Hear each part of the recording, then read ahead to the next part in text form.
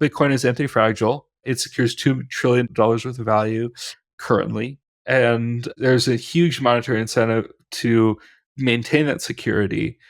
And there's a number of very intelligent people who are working on that problem of just making sure that Bitcoin is quantum resistant. There might be a period of time where there's a transitionary period that could be quite, stressful. But once that's done, then we've hardened Bitcoin, for the foreseeable future.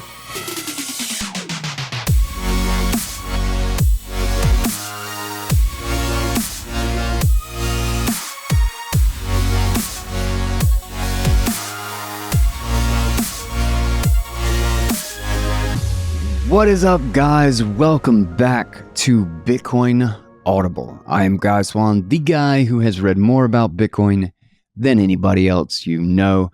We've got a chat episode today. We've got a conversation sitting down with Hunter Beast. And the intention was mostly just to talk about quantum stuff because they have put together BIP 360 basically as a framing for how to think about, and so that we basically have a plan. So there is a plan in place if the quantum problem ever becomes a problem. And I think that's a perfectly reasonable perspective to have on it, is that, well, we shouldn't have nothing because there is some sort of a risk and we don't know the timeline, et cetera, et cetera. And we get into kind of all of that and weighing the risks versus how big of an issue is this? Should we be worried about it? And then we also kind of get into the nit and gritty of what those trade-offs and what the methods of upgrading and things like what our options even are, what quantum computing even is, multi-dimensions, angels and demons, and of course, why wouldn't you round it out with aliens? So this is going to be a good one. And shout out real quick to Fold for sponsoring the show, for being huge supporters and being just a fantastic way to stack sats. Fold is literally my banking, and it is the way to stack. If you have a traditional, crappy, normal fiat bank, if you literally just switch this over to Fold and earn sats on everything that you do, the amount of rewards that you can get and Bitcoin that you can save that you can literally withdraw anytime into your self-custody, you should really consider it if you haven't. And you can get 20,000 sats using my referral code. The link will be right there in the show notes. But then you should also check out the BitKit wallet. There are very few apps and wallets that have a combined self-custodial, on-chain, and Lightning interface. And especially one that actually makes it really simple, intuitive, and just like a really clean UI. BitKit has that. BitKit is fantastic with that. Their design is phenomenal. But in addition, they also have little live widgets for just like news items and the Bitcoin price. That's actually one of the ones that I use. I find myself opening it just to check the Bitcoin price on my little widget. But it's a great wallet for everyday use on mobile. And if you haven't checked it out, you definitely should. And you know what? I'll have my public key in the show notes so you can add me as a contact. But with that, let's get into today's conversation with Hunter Beast, talking all about quantum computing and how to think about the risk and how to prepare for the inevitable one day in which all cryptography has a shelf life and we should expect that it will be broken. And what's the framework for having Bitcoin survive that next 100 years. And then, of course, when you go down the quantum rabbit hole, you inevitably have to talk about angels, demons, and aliens. So buckle up. This is Aliens, Demons, and Quantum Cryptography with Hunter Beast. All right. Welcome back. Let's get into this. Hunter Beast, welcome to the show. This is a topic, we'll have a bunch of things to talk about, but in particular, quantum stuff is something that is probably one of the most frustrating topics to me. And I think a lot of people talk about it who don't know what they're talking about. Both sides, like all over the place. Like people have no idea one way or the other, but they're certain it's the end of the world and they're certain it's nothing. So yeah, there's a lot of very strong opinions on it. Yeah. So let's start with introduce yourself. You basically a lot of this will be about, the bit that you wrote about quantum cryptography. And I am curious, just like we just mentioned, is that your background, what kind of led you to the whole quantum thing? Why are you interested in Bitcoin in relation to that, et cetera, et cetera? Yeah, so I started out like kind of on the east side in 2017 Mm-hmm. because I live in Denver and it's it's just kind of like the thing here. At least it was during the time. And uh, in 2021, I did myself the favor of reading the Bitcoin Standard, and That'll do it. that'll do it. Yeah, like if you like read it with an open mind and you're just like intellectually honest with yourself, like, well, Yeah.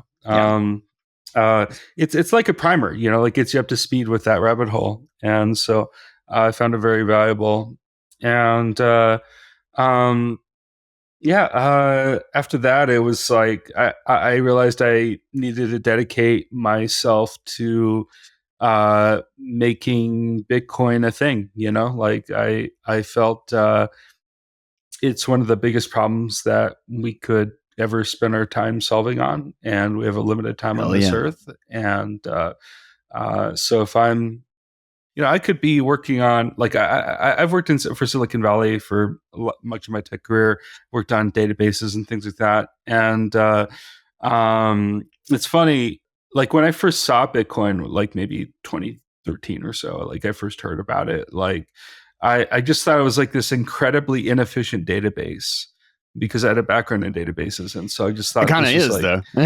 yeah, oh yeah, it is, and so I wasn't wrong, but I also was like a bit of a socialist at the time, so I just didn't understand what money was. Yeah. Like a lot Yeah. of socialists don't understand the value of money, like what role it plays in society,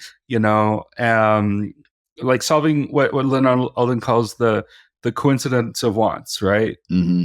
And so one thing that I focused on early on was the RGB project. Mm-hmm. I found that to be super inspiring, just because their ambition is to add smart contracts to Bitcoin Mm-hmm. without needing to make any changes to it at layer one. And it basically just puts a smart contract on a UTXO, and wherever you spend that UTXO, it updates the contract. And so it's all off chain and peer to peer, and like your wallet is basically doing the accounting work that is normally being done by, say, EVM or something. And Mm-hmm. so yeah, I thought that was like really clever design when I understood it. And so I spent a good amount of time uh, uh, like working with Dr. Orlovsky and people associated with him, and uh, that was a lot of fun. Have you interviewed Dr. Orlovsky, by the way? No, I don't believe I have. He is an amazing guy. You definitely should like consider. Yeah, I'll he's put that great. on my list. Yeah. Yeah, no, he's great.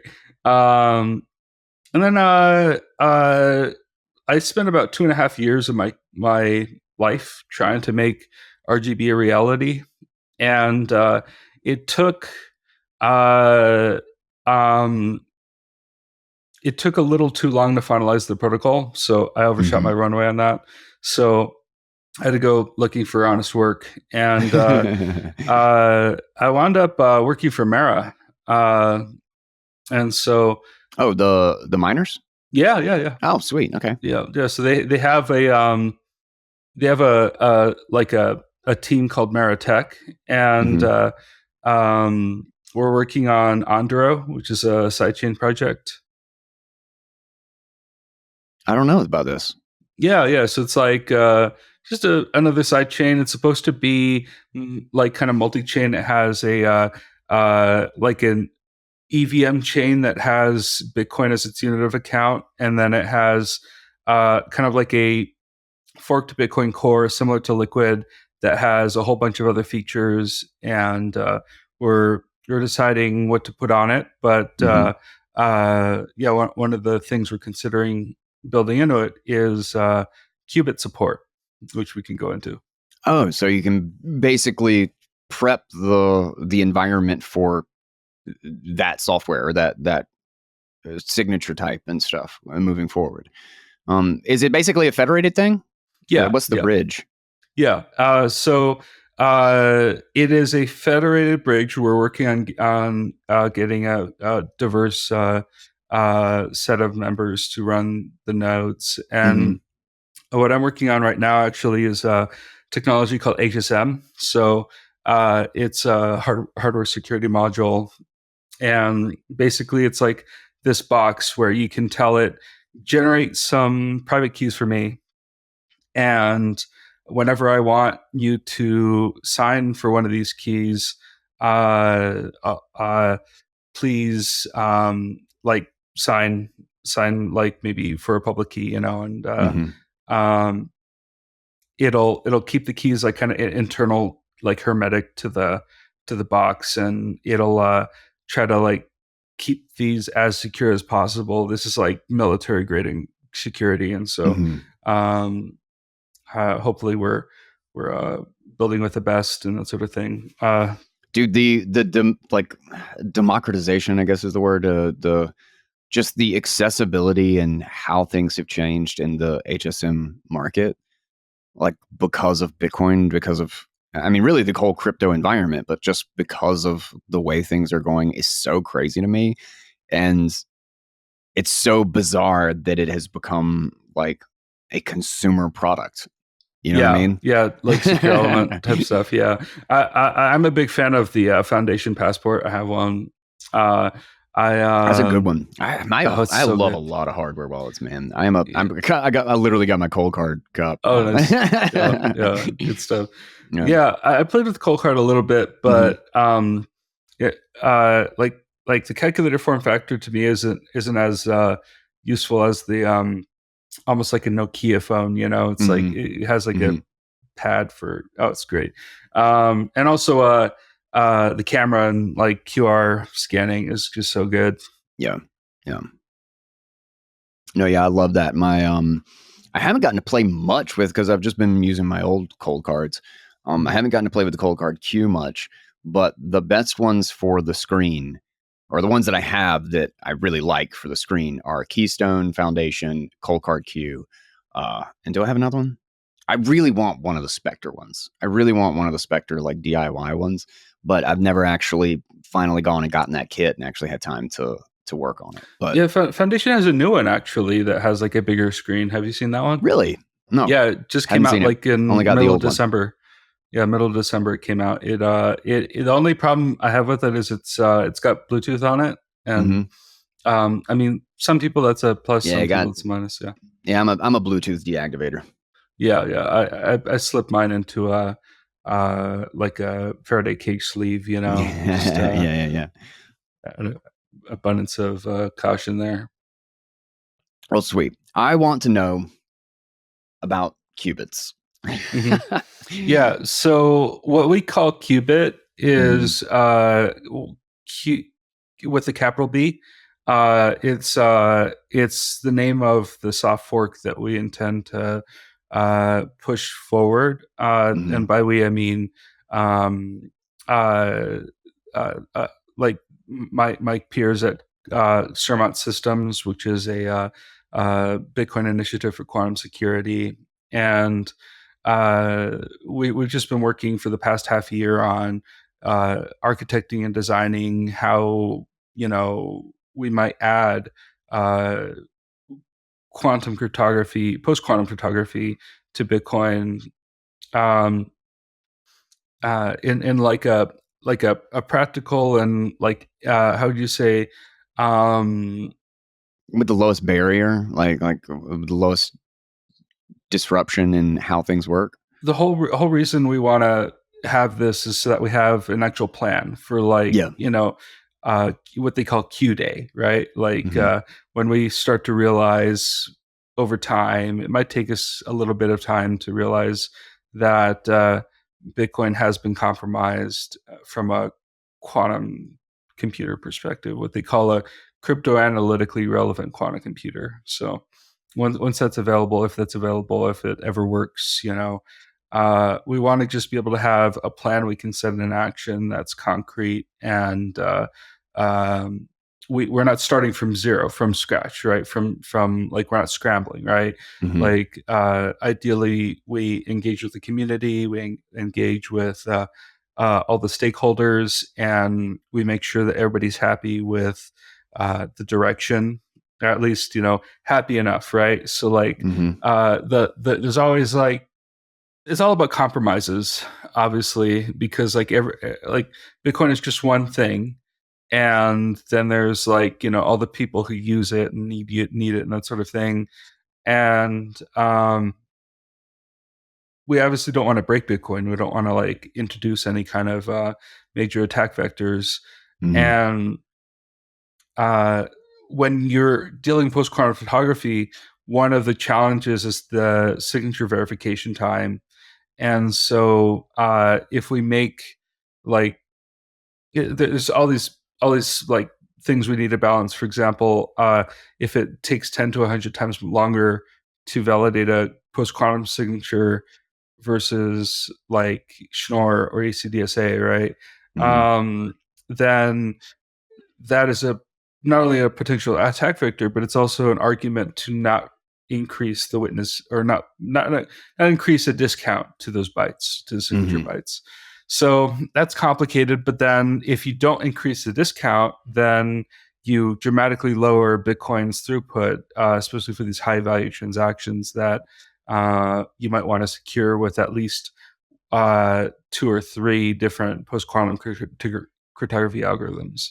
Mm-hmm. So it's just there's so many factors to balance, and I did a deep dive into what a post quantum cryptography supporting transaction would look like, and how many bytes it would take up, and I then modeled potential increases in discounts for the signature data alone, Mm-hmm. and uh, that resulted in about like maybe at most 1,000 transactions per block, uh, Okay. and that's only using one PQC algorithm. And that's also assuming that each transaction is only one signature for one input. So basically, like 1,000 inputs signed into a block would be the most we could support with SegWit. Mm-hmm. Uh, with If we were to store the signatures in a separate portion of the transaction, we define as an attestation in the BIP 360. Basically, do what Segwit did the first time. Do it again Yeah, over, except for with quantum. Yeah. a substantially limited rule set. So like, Benefit would be that old nodes wouldn't really have to care about the signatures. right, and Yeah. also that is like the primary thinking behind that actually was that we didn't want to give a discount to anything that wasn't a that wasn't a signature, a valid signature, public key pair. Gotcha. Yeah. And so we wanted to like uh, take out the script requirement, basically encode the public keys and signatures uh, uh, directly as fields within like a data structure that's very similar to how the witness is encoded in the transaction. Okay. It's just script can't go in there.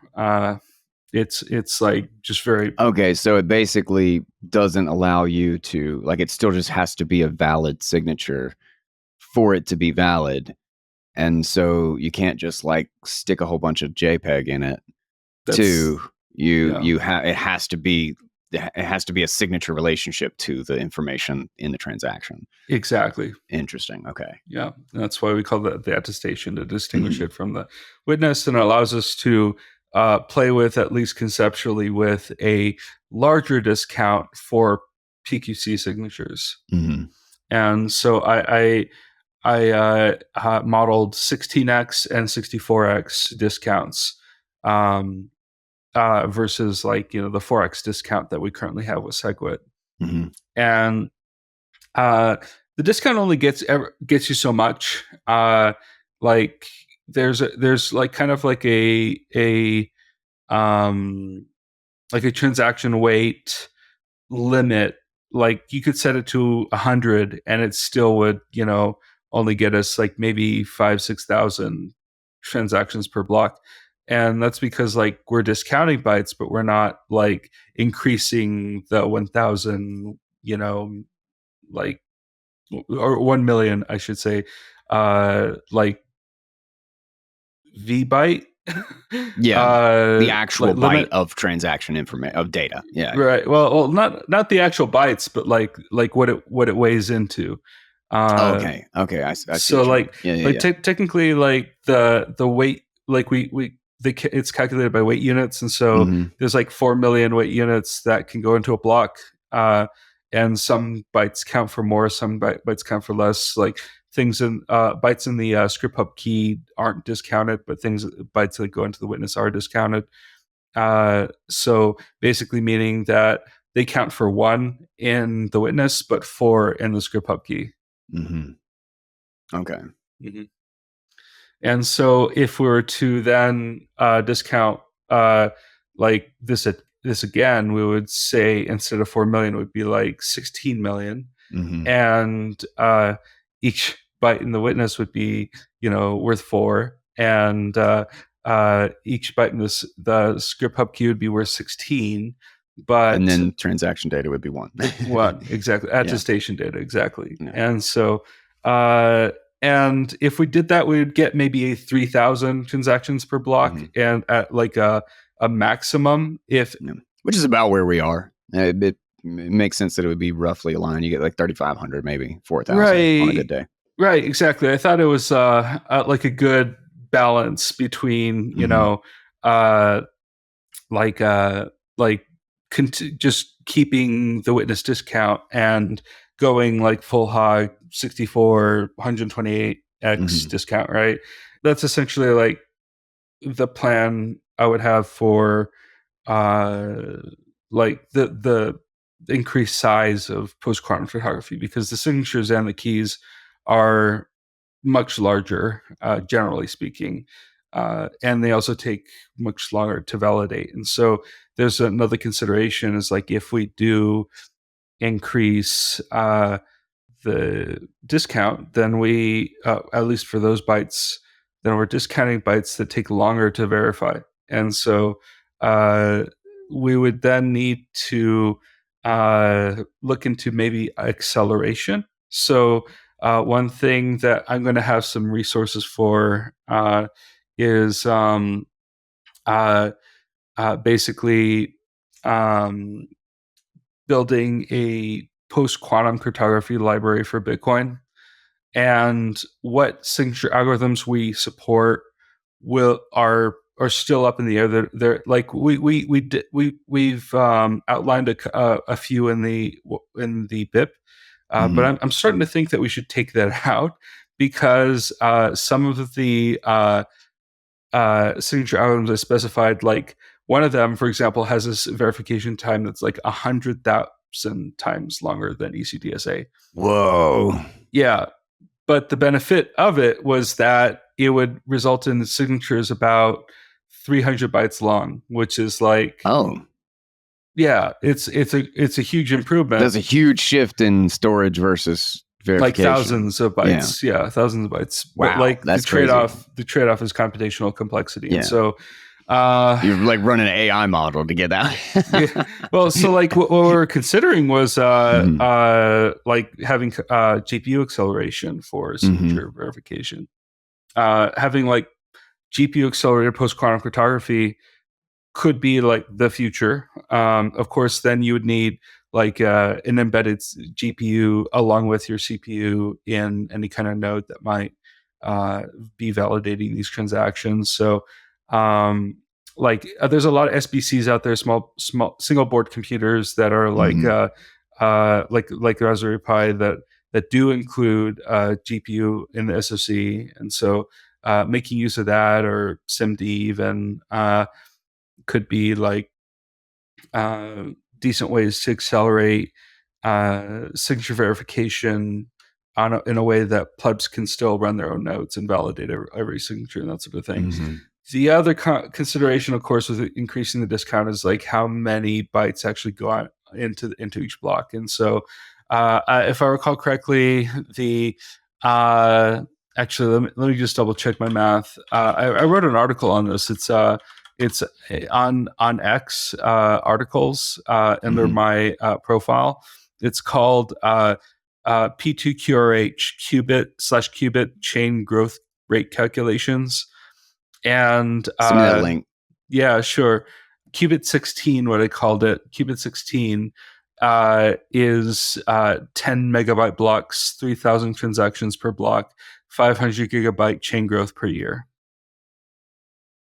And that's like Okay. worst case scenario, Mhm. or maybe not worst case scenario. It's, in many ways, it's like That's if it's being totally utilized. where Yeah. like people are securing their transactions with post quantum cryptography. Mhm. So like in many ways, like that's a good thing, but also like it's not always going to be necessary either. For example, you could, for example, like set a very high fee rate for your transaction, and then like uh, um, use classical cryptography to secure it, and then Mhm. maybe take it privately to a miner optionally, and have them mine that for you, kind of like a slipstream, if you heard of that for Mara.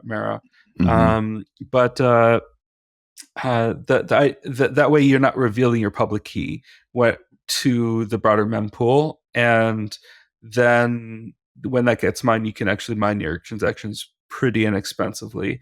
Uh, so basically, supporting classical cryptography still, so long as like there's not a lot of like chain reorg activity and that sort of thing, then you should be Huh. relatively safe with smaller amounts. But like there's all this like I tend to immediately be afraid of the idea of out of band mining, but it's an yeah, interesting idea. well, like that's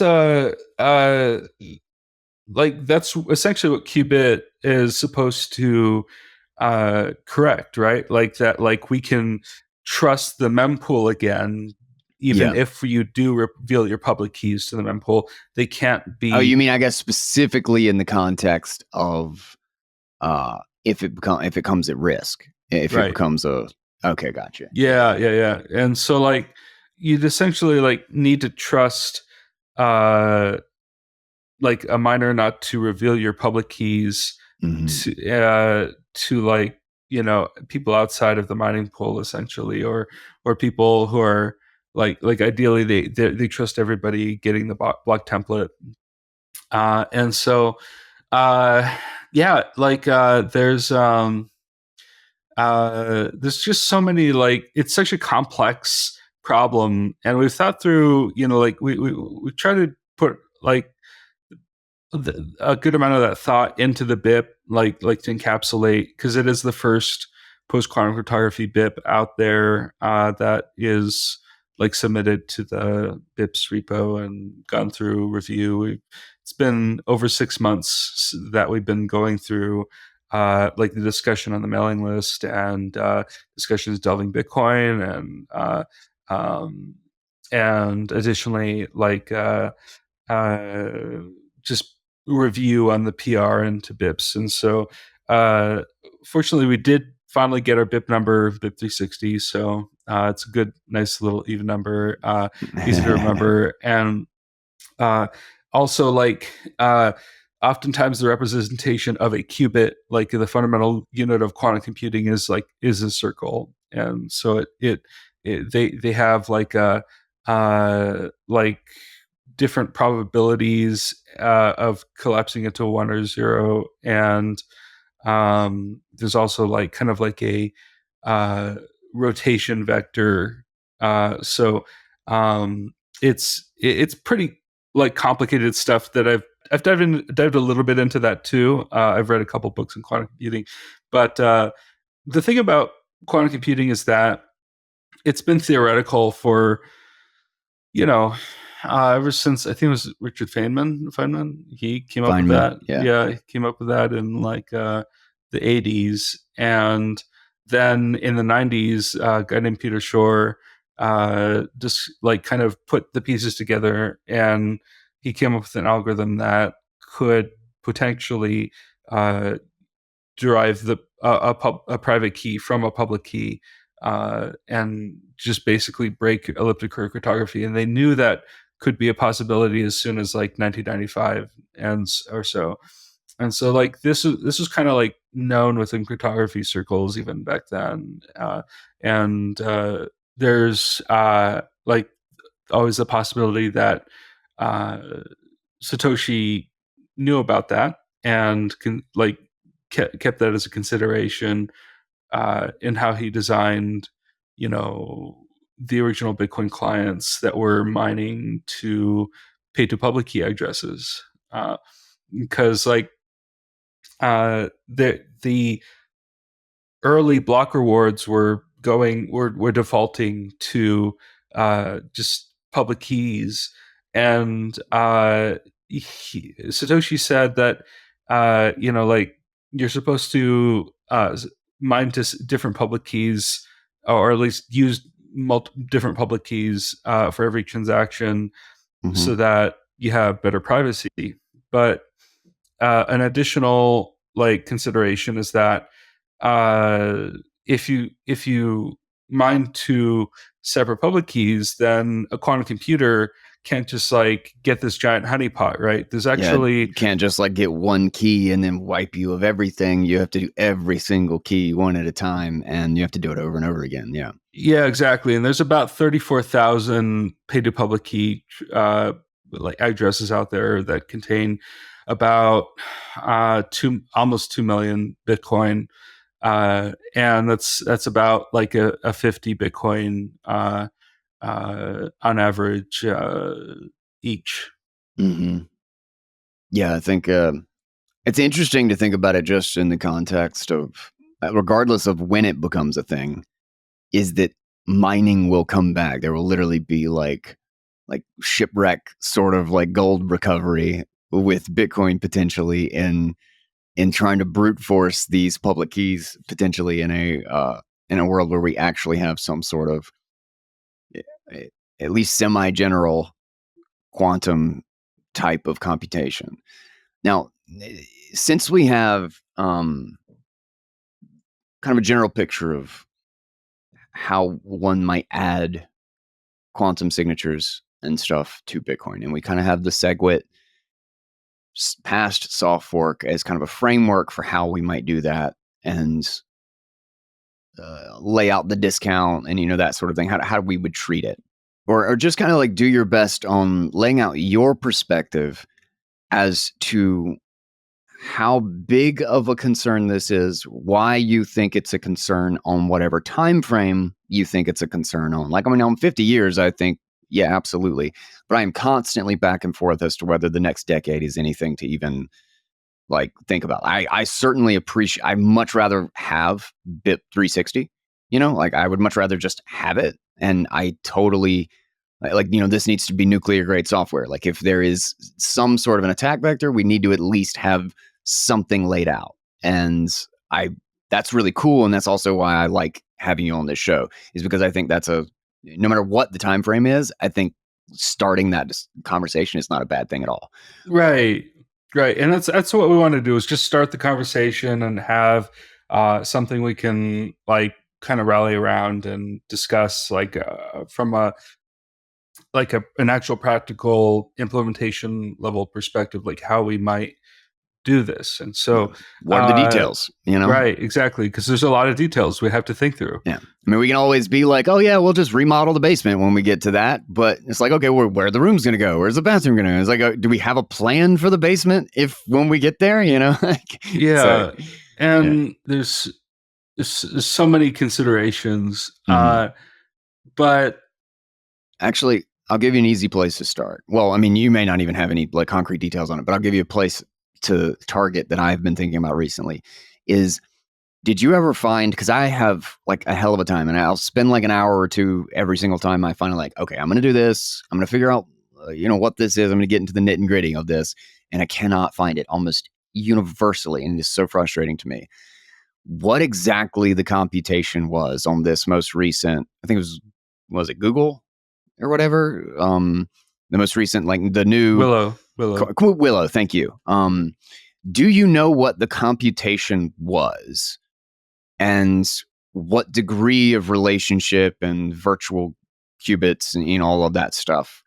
What's your Yeah. general overview of the status of Willow and its relationship to this problem? Yeah. So, like, one of the major problems that quantum computers have is their susceptibility to noise, Mm-hmm. and like that results in decoherence of the circuit, the quantum circuit, and it'll uh, basically make you have to do the calculation over again. And uh, so uh, uh, what they did with Willow is they demonstrated that they have a better approach to quantum error correction, and uh, that I think they even used neural networks to optimize that, and uh, which kind of makes sense because both are like kind of probabilities based. So basically, I mean, this might be the totally wrong way to think about it, but some sort of concept of using like a neural network to probabilistically uh, take noise out of the equation, kind of like a law Exactly. of large numbers thing. It's like, okay, well, yeah, if I invest in these 100 different things, of course, there will be some that spike on the high end and spike on the low end. But if I invest in 100,000 of them, I might know almost exactly what the end result is going to be because I've leveled out my successes and losses through the law of large numbers. Like so. There's Yeah, I assume some sort of model like that. and what Google was able to do is they had basically one chip with 105 qubits, and they were able to demonstrate, I think, just one logical qubit out of those 105 qubits, Mm-hmm. which physical qubits. And so with logical qubits, you're able to create a more reliable and like uh, useful quantum circuit. And so uh, if it only takes 105 qubits to as this building block, this fundamental building An block of a quantum abstraction of computer, qubits on top of an abstraction. Yeah. it's almost like we went from vacuum tubes to a transistor, but just one Mm-hmm. transistor. And so they showed us what a quantum version of a transistor would be like and how you'd interact with it. If they can scale that up, which we've seen other companies like IBM scale their qubits up to thousands and at least many hundreds, and then you see silicon can silicon chips, they can scale to many billions of transistors. So it's a possibility they might be able to scale this up within the next few years, maybe 5 years, I don't know. But there's also the concern of that's just what we know private industry is working on, like commercial industry, right? Mm-hmm. There's also defense contractors like Raytheon working on this problem as well. And I also know that In-Q-Tel has invested in a few different quantum computing companies. And so, for those who don't know, In-Q-Tel is the private arm of the CIA. I was about to say they fund CIA. Yeah. Yeah. And so, uh, there's definitely some spooks who are Mm-hmm. looking into this problem as well, and have been for a very long time. And so it's hard to know what they have, and there's the remote possibility that they already have that capability. So uh, there's a spectrum of like how concerned we should be. Mm-hmm. And my default personally is that whatever time frame we have, ideally it's as long as possible, because there's still a lot of developments that need to happen in post quantum cryptography for us to have the optimal solution that's going to work for Bitcoin forever, right? Mm-hmm. And so ideally qubit is just the starting place, right? Mm-hmm. And like we'll evolve it hopefully over the next few years into something practical that can be put into practice and adopts more reliable forms of post-quantum cryptography things, and ideally PQC goes through a lot more review than it already has been, and like any kind of libraries we come up with for the implementation of those PQC algorithms get a lot of eyes on it, especially because as we secure trillions of dollars worth of value, Mm-hmm. we need to be able to trust what we're like, maybe not trust, but have confidence in, right? Like the direction and like validity of these algorithms. And so that's one reason why I actually don't exclude SecP 256K1 signatures from the design of qubit.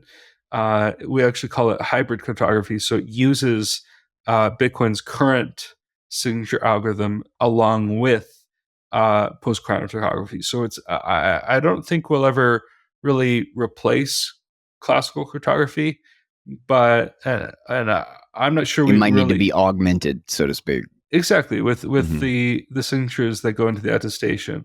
And This wouldn't change addresses at all, right? Because they're just hashes. well, so that is a good question. So the BIP 360 is actually for a new what they call output type, Mm-hmm. which is like essentially an address. Like when it gets Mm-hmm. encoded, it's when a script key like witness program is encoded, it's a it looks like when it's encoded in Bix32, it looks like BC1, Mm-hmm. and for native SegWit it's BC1Q, for Taproot it's BC1P, and for Qubit, we're hoping to introduce BC1R. And Gotcha. uh, so, So it would just be another iteration of a new quote unquote witness type or address format, excuse me. Yeah, yeah, exactly, address format. exactly, Yeah. exactly. And so, except they don't like me using the term address format for the BIP. Like I've gotten Yeah, a yeah. number of people like, no, this is an output type, but nobody calls it an output Bitch, type. shut up. I mean, like only Bitcoin devs call it output type. Like Yeah, people, yeah, like users call it an address. yeah. And so and that's one reason like I wanted to be able to make the BIP like easily understood by ordinary people, just plebs, trying to like determine if this is something they should consider, like worry about or think about. And like that's the way that BIP was originally written was just to like address concerns and like explain the motivation, rationale, that sort of thing. Uh, Hopefully, we still did a decent job at it, but there was just so much feedback that like it's a completely different document than what we started off with. So to answer your question, like is it a hash of the public key? In many cases, but in Taproot, it's actually the public It's the key. public key itself. Yeah, yeah. Yeah, which That's a good point. Yeah. yeah, yeah, which is not good, and that's an argument for maybe another BIP that I've had under consideration of writing. Ideally, I'm writing like one BIP at a time, but the like one of the BIPs I'm thinking of pushing forward, as kind of maybe an alternative or intermediary Mm-hmm. between P2QRH, which is the address format that I'm introducing in for Qubit, would be a P2 taproot hash. And so instead of quantum resistant hash, it's a taproot hash. And so it's basically like taproot, but just instead of having the Just public another layer of keys, hash, so the public key is not visible. exactly. Yeah. And Is there any? There's not even any reason why we couldn't have done that with Taproot from the get go, right? Technically. the consideration there was that it was kind of nice to be able to include just like a 32 bytes public key in the script hub key, and then you'd include the Schnorr signature in the witness, right? And that's 64 bytes. And so that's like, you know, a total of 48 weight or 48 V bytes, because you discount the signature in the witness, but you don't discount the X only public key, and so that's 48 V bytes, and so like that's pretty good. But like if you had to commit to a 32 bytes hash, you would need to also include the public key in the witness, and so that gets Oh, your you witness gets a lot. Your witness gets bigger because you have to. slightly bigger. Yeah, So yeah. yeah, it's instead of being 48 V bytes, it's more like 64 V bytes, and that kind of cuts down on the narrative that Taproot It's more efficient. is more, yeah, like is cheaper, and so um that might be one reason why they were like, we wanted the public key and the script public key, but and also being able to like disambiguate between, you know, a public key versus a public key hash is just, you know, you need to have probably a separate output type to like disambiguate, and so that's why, you know, it might make sense to just introduce Up the a hashed version and version do of another. it. Yeah, Yeah. exactly. If you want to save in better money and you want 20,000 sats for free right now, it's about $20 at $100,000 of Bitcoin. Check out Fold. Every time I swipe this card, I get 0.5%, sometimes 1, sometimes even 1.5%. I can get 2, 3, 5, even 10% on gift cards with major merchants. Between the roundups, the gift cards, the auto stacking, the sats back on every single swipe, Fold literally does all of the work for me, and it is denominated in Bitcoin. And I have more savings just by using this card than like 90% of the United States normal consumer. I've got a referral link for you right here. Shout out to Fold for sponsoring my work and honestly being the most important service for my being on a Bitcoin standard. I'm curious on, it's funny that you like mentioned that, you know, that could have been related to that Taproot thing, because I remember I've read conversations or whatever on the amount of arguments people have had about just like what to do with 20 extra bytes. It's like, how can we not put this burden on the network? And then the whole idea of qubits and or quantum cryptography or whatever is that the signatures are just Kilobytes. Massive. You know, it's just like not even 20 V bytes isn't even part of the conversation. You know? Right. So what's, I mean, aside from, you know, the discount and making a new signature, is this something that you expect to change? And maybe if you know kind of the history of quantum resistant cryptography, has there been consistent advancements in more efficient quantum cryptography? Oh, absolutely. Yeah. So like kind of historically, we started off with Lamport signatures in 1977, and those are about 64 kilobytes in size, and that's just a signature.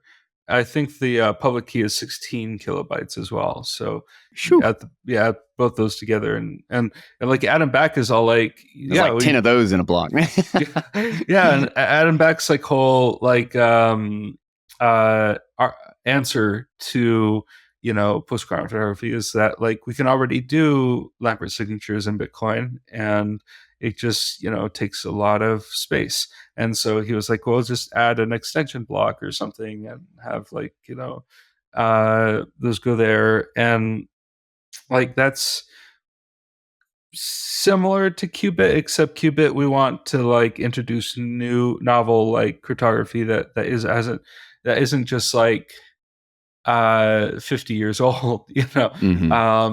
And like not saying that like a lot of people like Leopard signatures because they've had eyes on him for like 50 years because they're 50 years old. Yeah, exactly. But they're also enormous. And then there's also something called a Winternitz one-time signature, and that came out a little later, I think during the 80s, and that's much smaller, but it doesn't have as good security guarantees as like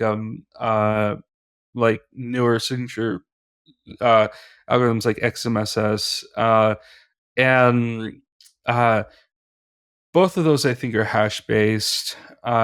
There's also lattice based algorithms; those are a bit more recent. There's one called NTRU or NTRU, and uh, then Falcon builds on top of NTRU and makes signatures sizes more like um, let's see here. Let me just, I don't want to be inaccurate. Yeah, so public key would be 1280 bytes, and a signature is 1793 bytes. So Mm-hmm. total of 3178 bytes. Divide that by 16, you get a almost 200 V byte attestation, Mm-hmm. along with 140 V bytes for the other parts of the transaction.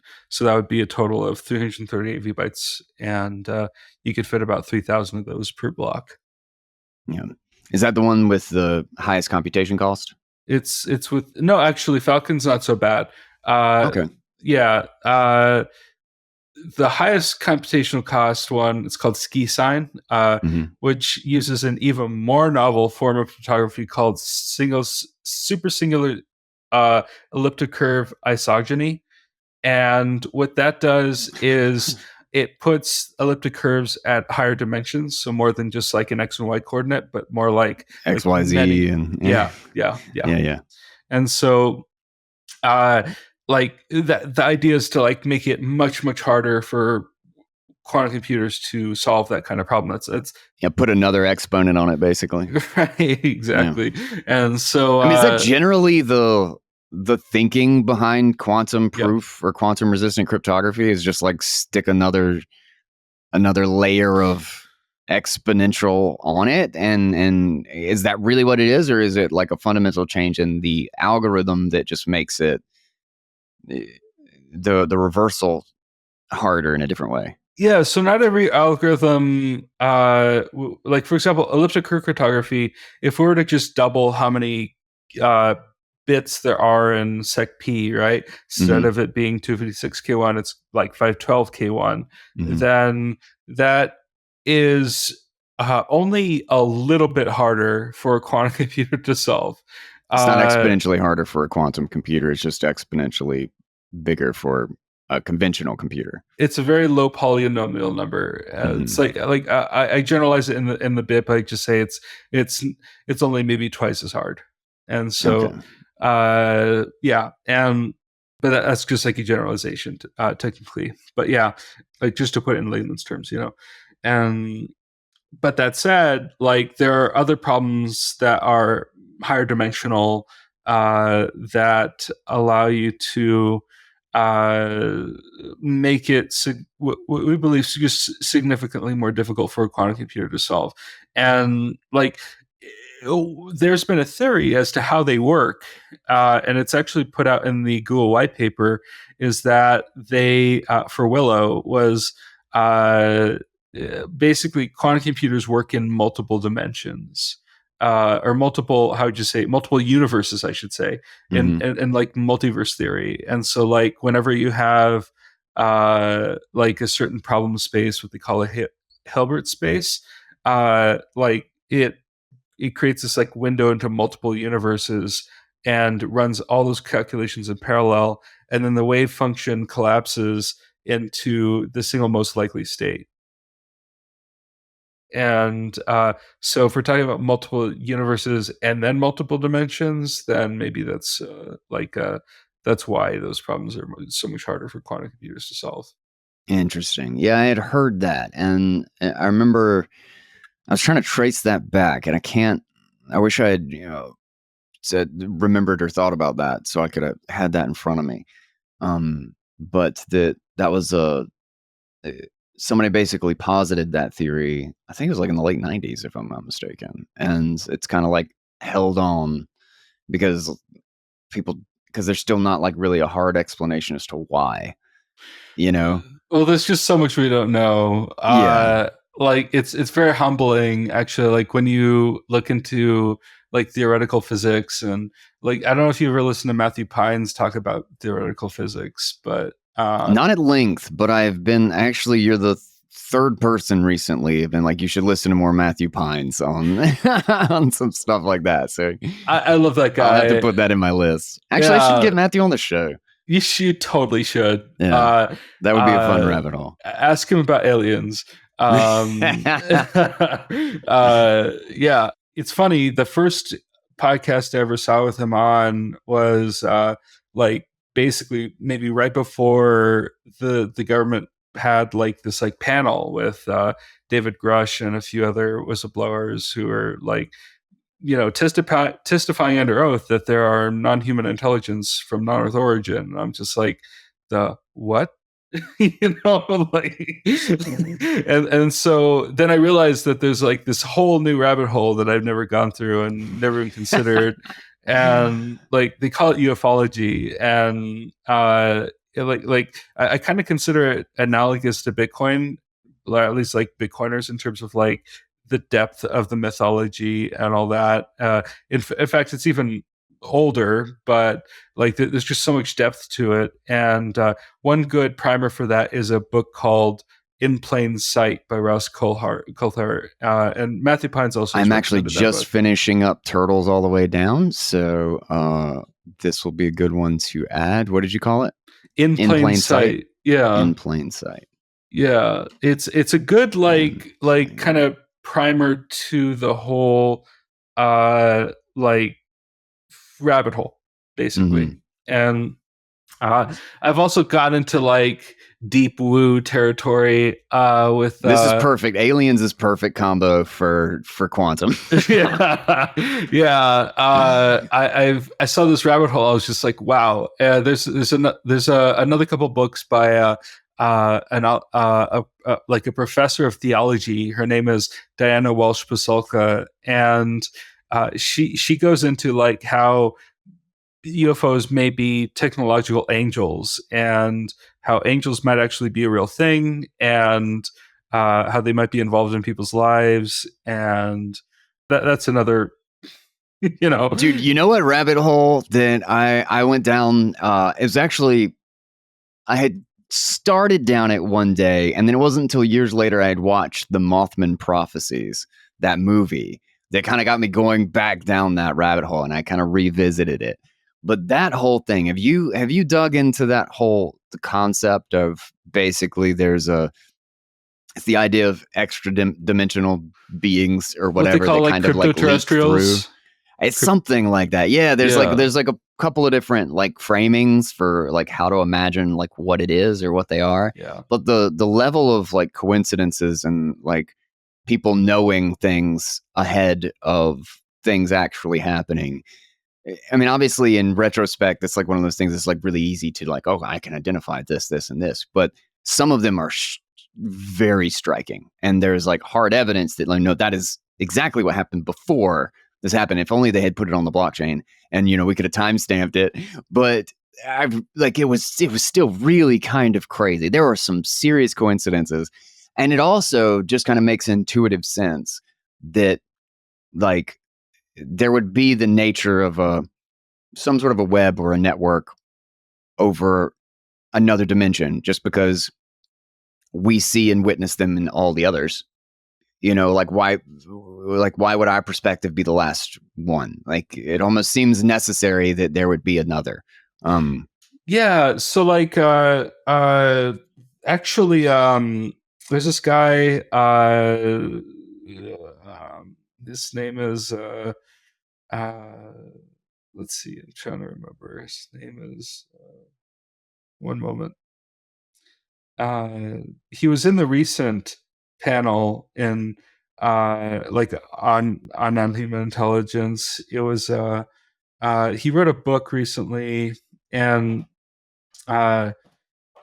he was in like the military under like just working for the Department of Defense on all kinds of weird stuff. And one thing he goes into is remote viewing and how it's helped him throughout his career, and something that he had been involved in early on during, I think, during the 80s. I feel like that went something in that actually made the rounds recently, and I watched Yeah. something about like remote viewing and stuff, and that's like one of those things. Like there are so many. I try to find like some sort of intuitive explanation for some of these things, especially when somebody starts calling it angels or demons or whatever, because Well, they talk about like a thread that they pull on that they can kind of sense remote viewers, and they have like a protocol for like getting their head in the right like space to mhm, interpret what they're seeing, and you're actually not supposed to interpret what you see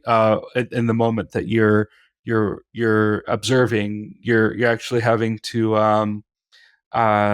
just like uh, observe but not interpret, right? mhm. And because that just like breaks the link, and you're also not supposed to do anything evil with it. You're not supposed to do anything that's like morally just bad. And so like that's an interesting stipulation, right? That like there is the concept of evil and there's fundamental forces in the universe that like could be put like like make that value judgment, right? So that's interesting. Big if true, right? And Well, I think in a natural sense, you can think of good and evil as that which is in alignment with life and that which is not. And if there is some sort of underlying force, or and which may literally just be like another layer of something that tends toward inanimate physical world to organize into life, well, then it would also be something where there is clearly resistance if you are out of harmony with whatever that force is. Just like if you try to push on gravity, you try to do the opposite, it's harder to do. um, and it the idea of some sort of additional dimension, I guess. People always think of different dimensions as like I'm transferring to another planet or something, but I just conceptually, just from the simplest idea that there's another dimension of some sort of interaction that we just aren't aware of, which I feel like intuitively is always the case. Like, I mean, go back 50 years and we found them, like now we have new dimensions that we interact on and we can study and we can see that we didn't before, uh, yeah, 200 years ago, it might have made sense to think that, while you're outside doing hard things or whatever, you pick up demons from the world. And if you rinse your hands off with water, the demons go away. And then, 150 years later, you get a microscope and you've got all of this understanding. And like, sure, maybe it was true, but we found out like this now we can whole just see other the bacteria, dimension like of there's, yeah, reality that yeah, we weren't aware of because we didn't know how to look for it, yeah, and yeah. like having that kind of like consciousness could be something that is like something that academia has difficulty exploring to begin with, and Mm-hmm. so it's funny. There's a theory, and by the way, I remember the name of the author of the book. His name is Lou Elizondo. Um, Lou uh, Elizondo. Lue Elizondo. Yeah, Lue. yeah. Mm. And there's also a theory by Roger Penrose. If you heard of Mm-hmm. Penrose, he's like this famous physicist from Mm-hmm. kind of like Feynman's era. And so, um, yeah, he came up with like a bunch of black hole theories and stuff like that. And which is like very novel physics and science during the 1970s, and we're only just now like validating those theories using LIGO and these like laser interferometer gravity observatories, and so and I think they're about to put a satellite based version out in the space. They call it LISA, but yeah, just being able to measure gravity waves and then like observe mergers of black holes from vast distances across space time. That is cool as heck. And then we just like validated all those theories about black holes, like we can observe them. And so it all starts with imagination, man. You gotta be okay with sounding bonkers, or yeah, you're not on the edge of understanding. Like yeah, there's no forward progress without imagination first. yeah, Yeah. exactly.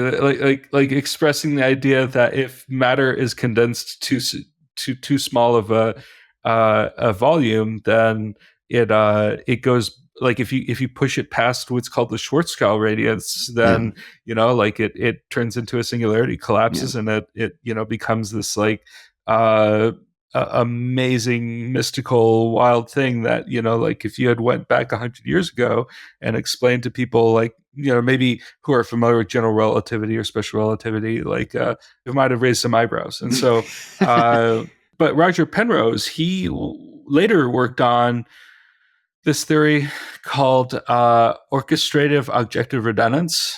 And it's basically this like idea that, so there's this like bonkers hypothesis, and then there's this like way of validating this hypothesis that he came up with, because like he knew it was bonkers, and so we wouldn't like Don't trust verify. we wouldn't validate, we couldn't, like science couldn't validate it unless we Yeah. had like this like rigorous mental framework for like figuring out if this hypothesis is true. And the hypothesis is basically that human consciousness is tied into quantum effects that are manifest in microtubules in the brain. Have you heard of Okay. this? No, I Yeah, don't know so this. like it's It like sounds like something I would enjoy reading, though. it's fascinating. Orchestrative objective redundance, and the first thing Wikipedia says about that is it is a highly controversial theory. Orchestrated what redundance? Objective redundance. Objective redundance. Reduction. I should say. Reduction. Yeah. Sorry. Yeah. So orchestrated objective reduction, and highly controversial sounds exactly like what I want to be reading about. So it's fascinating. And so like what's neat is that it theorizes that like there is a quantum basis for consciousness, and which might actually be something I've always wanted to ask Matthew Pines about. So please ask him about the quantum nature. All right, I'll put that in the Ask Matthew Pines about this. Yeah, I would definitely watch that episode of TFDC. Like the implication there is that there's entanglement occurring inside the brain, and there's a collapse of wave function. There's like there's also an implication there that having ungodly amounts of AI compute power is not enough to achieve artificial general intelligence. We may need to actually like accelerate this with quantum computers, and there are actually machine learning algorithms for quantum computers that run on them. And so it really is like one of those like optimization problems, like through probabilities, that quantum computers are capable of solving at much faster rate. And so than like kind of the classical processes. And so similarly with like the human consciousness, like the brain is already a very efficient very efficient computer. And one reason why it might be so efficient is because it has like this like wetware like quantum consciousness. Yeah. So the idea, let me see if I can wrap up some of this theory in a bow here, and how to connect quantum to this. So just the general idea of quantum is that, the explanation that I've heard that has stuck with me, whether or not this is a proper mental picture of it, is that there is clearly, with the computation, there is a clear path through all the different circuits and all the different like ones and zeros that take you from a private key to a public key. Oh, the other way around.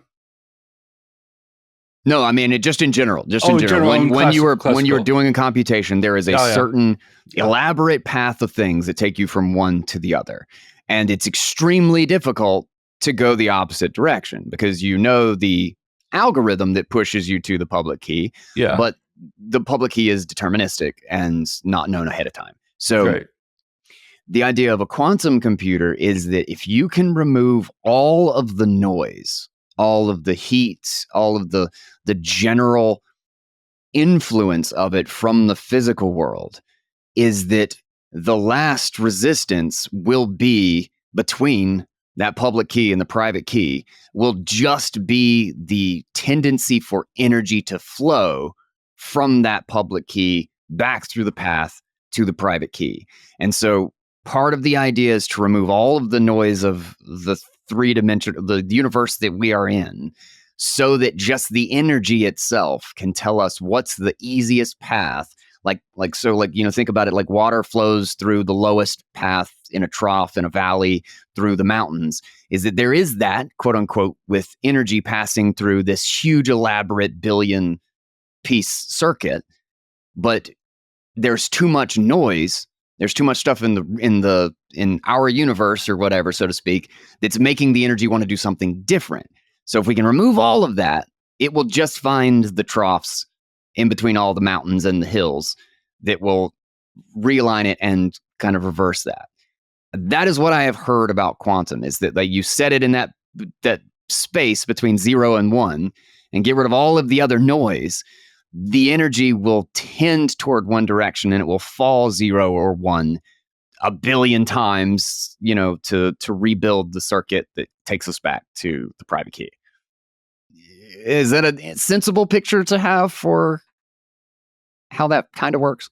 One part of it I'm not sure about is the energy part. Like the way I always imagine it is like a collapse of a wave function. So like Okay. you mentioned like the peaks and the valleys, right? But like there's like the probability that this might collapse into a 1 or 0 is just like it's a compression of those possibilities. And so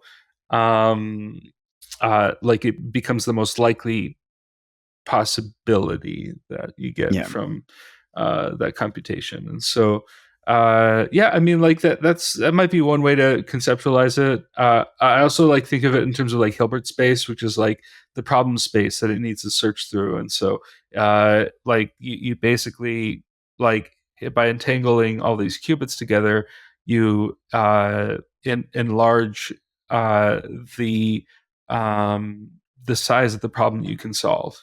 And so you're like maybe adding another universe to like being able to listen to another universe just through this one like fundamentally entangled like in superconducting quantum computing, I think they call it a well, they have Josephson junctions, and I think they call it a phonon. I could be wrong, but like there's like this like entangled phonons. I could be wrong though, but yeah, I'll put that down on my list to dig into. yeah, like So how do Josephson junctions work? Joseph Johnson's okay. Yeah, yeah. Those are like kind of like a fundamental part of superconducting quantum computing.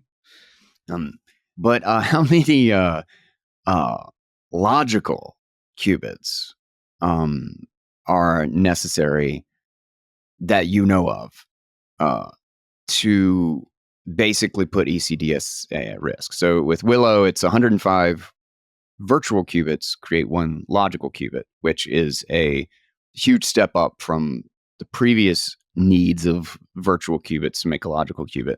How many logical, roughly, do you think, or have you heard, is it would take to risk elliptic curve?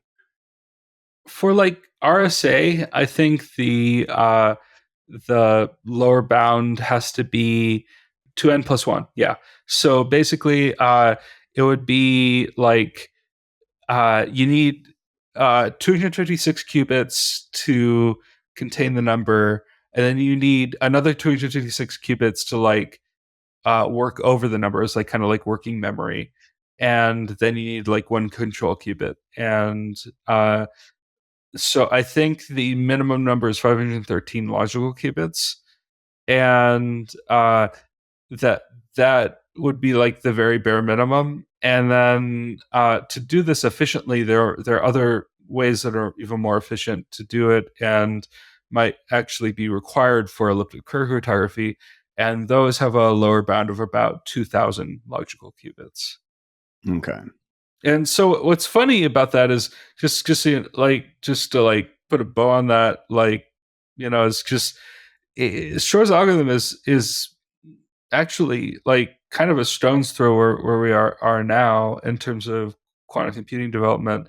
And in addition, it's one of the simpler things that a quantum computer can actually do is factor large numbers. And so uh,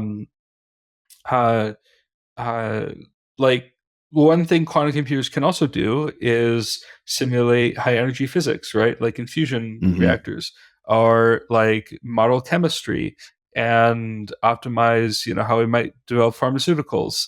Well, all those applications require like many tens of millions of logical qubits. And whereas like Shor's is like 1,000, like in the thousands. Certain cryptographic algorithms will probably be the first things to reveal or to tackle, I guess, in a direct application of quantum computing. Right. And one could, if just like extrapolating further out, like maybe there's a possibility that uh like Satoshi's coins help accelerate the transition to quantum computing. Because And you basically got a bounty. yeah, yeah. And there's also the possibility that like one reason why we can't communicate with aliens is because like our protocols like their protocols could be based on quantum computing. And there's also a something called the no communication theorem, which is like the idea that like quantum communication is impossible because it's not like, or at least like it's possible, but it doesn't go faster than the speed of light, um, without like some kind of reference signal to send I think like some kind of matrix over. But the thing is, like, it's still vastly superior if you can, communicate confidentially, potentially instantaneously. It's like without needing necessarily like a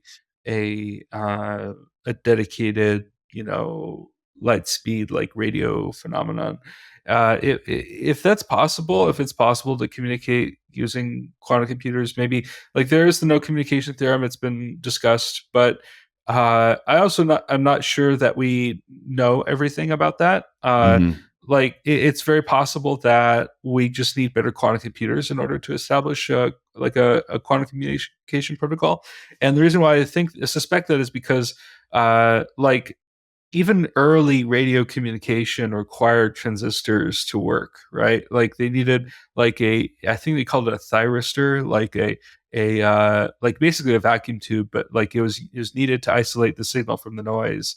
And like similarly, I think you might need a decent quantum computer in order to communicate. Kind of like how like our cell phones, they have like a cellular baseband like module that is basically like a computer in its own right that is just dedicated to processing radio signals. And also, if you think about it, like if we were to develop such a technology that could transmit any distance practically instantaneously, then you wind up with a couple interesting concepts. So, like, one is uh, uh, all radio communication from Earth would probably cease in like a decade, as like everybody would transition to this vastly superior communications technology, and then we just kind of go radio silent because like it's just better, and everybody transitions to it. There's that possibility. And there's an interesting idea is that if we're thinking about intelligent life has already made somewhere else has already made this leap, is that the reason nobody's getting our radio signals is because, for the same reason, is, if somebody yelled on Jupiter, we wouldn't hear them, is because of, like, nobody's listening for somebody yelling. We're listening for cell signal, and we're listening for, like, it depends on, it's so antiquated as far as like a mode of communication, and it's not even going to get to, if they're light years away. Okay, well then, yeah, it's going to take you 2,000 years for our message to even get there. So our entire span in which we are dumping all of these radio waves out into the universe is going to be tiny. Could very well be this very tiny blip in the history of the species. Yeah, could be a Especially at the possibility. grand scale. Yeah, could be a possibility. And yeah, I mean, maybe there are photons coming from other star systems that are entangled, and like the minute And they we hit don't know. our Yeah. our telescopes, they just completely, like lose that entanglement, and that might be how you just kind of get the process started. So, there's like, I mean, I have no idea if any of that is like, the case, but it's just stuff I've kind of thought through, that like, oh, if that was true, then, these other things could be true too. Another thing that like comes to mind is that there's a direct relationship between energy and information. And if you're able to transmit information, you may also be able to transmit energy. Yeah. That's interesting. Dude, there's the number of rabbit holes that as soon as you get into the realm of like, you don't even have a concrete explanation for it, which is what's interesting, both interesting and infuriating about the whole quantum conversation, is the difficulty in getting concrete stuff. In one way, it's just a function of it being so new, and also like theoretical and not applied in our everyday lives. And like, if you tried to go back 50 years ago and explain how a web browser works, right? Like they would have, you'd have the same problem. Right. Exactly. Yeah. And so, like, maybe someday, 50 years from now, we'll have very terse, succinct explanations for how all of these things work. And we're just like, right now, we're just fumbling around, trying our best to come up with explanations. But, once it becomes something that you can just teach in primary school, then, it's reach the mainstream, and we can talk about it with a measure of like, oh, well, bacteria are, like germ theory, right? Like we have like, and this is how it impacts our lives, and we have antibiotics and penicillin and stuff like that. On that, then, I feel like this is actually a good place to wrap it up. I don't want to take too much of your time. I know you're working on HSM stuff, but I'm curious. So, what's your call to action for people, like for the audience? Is it to just start progressing this conversation, or getting involved in the conversation? I would say the best call to action I could give is, behind every piece of FUD is a kernel of like an actual concern, right? And like, I hate it when people dismiss FUD against Bitcoin instead of acknowledging it and then being like, yeah, but it's not a concern because XYZ, right? For example, like one thing people say about Bitcoin is that it's not backed by anything. And it's like, well, it doesn't need to be backed because it's sound money to have value, right? And like, it doesn't need to be backed to have value. It's just sound money, and it's scarce, and it has good monetary properties and stable monetary properties, right? That can be depended on in the long term. And also, it's secured by energy from, however many tens of millions of miners are out there. And in addition, there's like the FUD around energy. So like, there's like, okay, so we're going to start using 1% or 10% of the Earth's energy. I'm like, well, like there's always that possibility, but that's not the case. And even if it was the case, it would be wasted, stranded energy that wouldn't have any better use anyway. And because like it's always, but to just dismiss it as FUD is kind of like ignoring the point. It's just like, well, no, Exactly. there's a conversation about There's a this. conversation to be had. Like, Exactly. their framing is wrong, but I mean, it's an actual thing to have a conversation about. Yeah. Exactly. Yeah. And so for people who are like, uh, doing their best to FUD, like use that as an opportunity to like discuss like, well, Bitcoin is anti-fragile. It secures $2 trillion worth of value currently. And there's a huge monetary incentive to maintain that security. And there's a number of very intelligent people who are working on that problem of just making sure that Bitcoin is quantum resistant. And additionally, I would also say not to worry because like 80% of coins out there are held in public key hash addresses or Mhm. so. It's not going to like be complete devastation to the network. There might be a period of time where there's like a transitionary period that could be quite stressful. Uh, but once that's done, then we've hardened Bitcoin, for the foreseeable future. And that then addresses the valid concern that, if we're having nation states start to stockpile this coin, they need to have a safe place to put that coin. And uh, for anybody who is in charge of large honeypot addresses, basically like exchange wallets or like mining pool rewards or like just like the ETFs or wherever they're keeping their funds, right? Like ideally they don't reuse those addresses, meaning they can receive to the address multiple times. That's fine, so long as they haven't spent from it yet.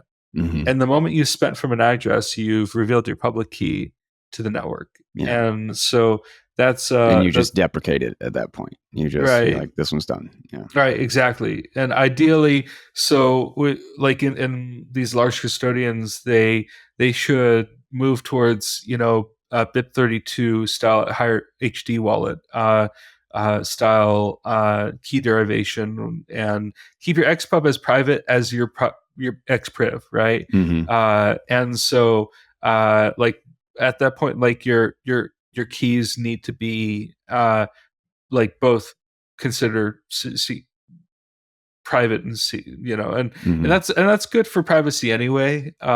So yeah, don't reveal your XPub. Don't reuse addresses.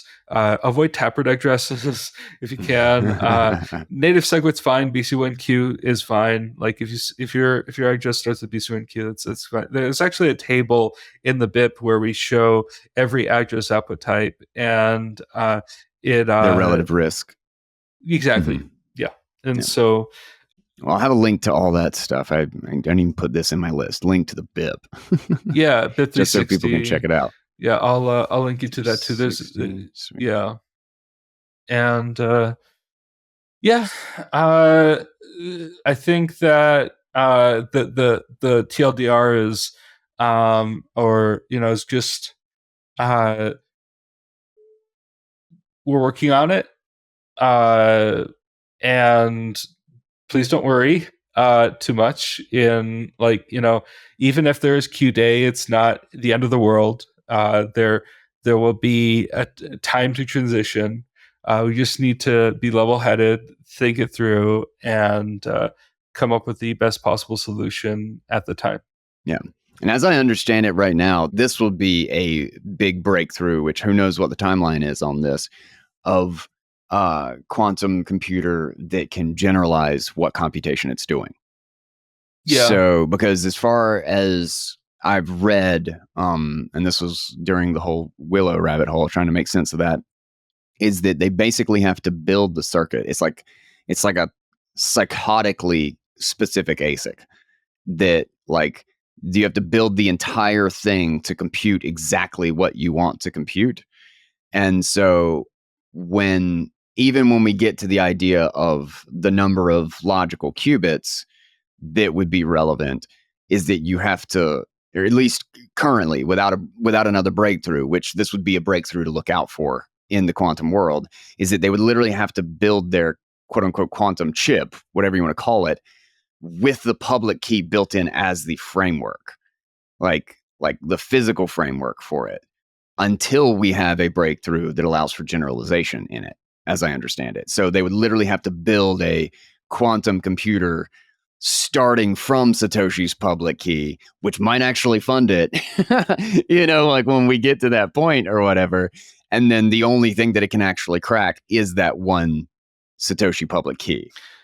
That's not quite how I understand how quantum computers work. Like the qubits are programmable, right? So you can just reuse that circuit once it's. How does the circuit work? Because that is, and this could be an extrapolation or implication from something that I read that was wrong, obviously.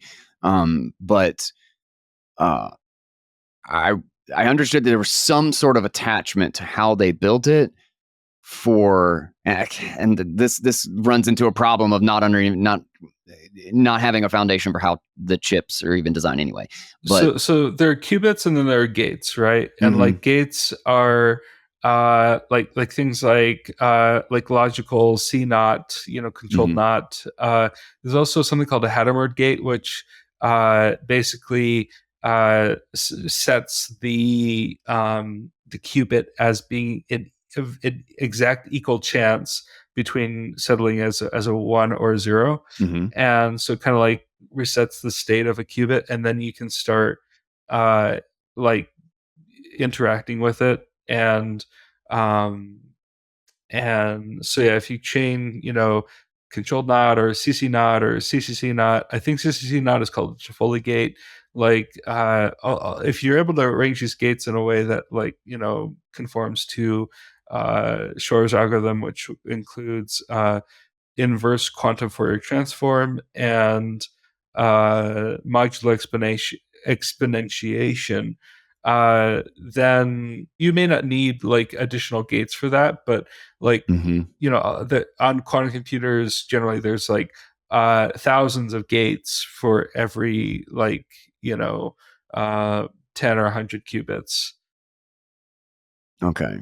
And they can be configured. Like that's I think there's something like magic gate configuration code out there. So it could very well be something that I read. Either I misinterpreted it or they didn't know what they were talking about. Yeah, there's actually a really great book called Quantum Computing for Everyone that is, I think it was published in 2017. It gives you kind of like a fundamentals first like kind of background on it's basically the primer for quantum computing. So that's another rabbit hole. Well, that's that's what we do here is we go down rabbit holes. And fear, just generally speaking, fear comes from not knowing something, like not knowing how to respond to something, not knowing how to think about something, not having even an idea of how this could attack you, or the fear is about the dark. Once you know what's in the dark and you know what to expect, you actually have a plan. You have a way to actually respond to what's out there. Exactly. And quantum computing right now is the dark for most people. And so I don't know, don't be afraid of it. Don't just like sit around and be afraid. Like just go get a flashlight. It's a book. Yeah, go read a book. Like that's what we do here. You explore it. We read about it. Everything's understandable. If somebody's building it, you can understand it. You just can. Like there's nothing's off limits to anybody. Doesn't matter how abstract or woo-woo it sounds at the beginning. Most of it's just fucking jargon anyway. Like it's understandable. It just is. So yeah. Yeah, that's well put.